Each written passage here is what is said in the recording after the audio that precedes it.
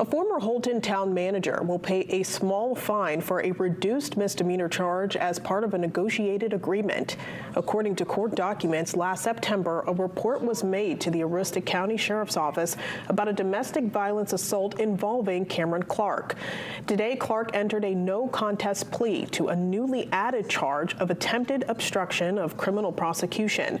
As part of that agreement, 3 charges: tampering with the victim, domestic violence assault, and obstructing criminal prosecution will be dismissed.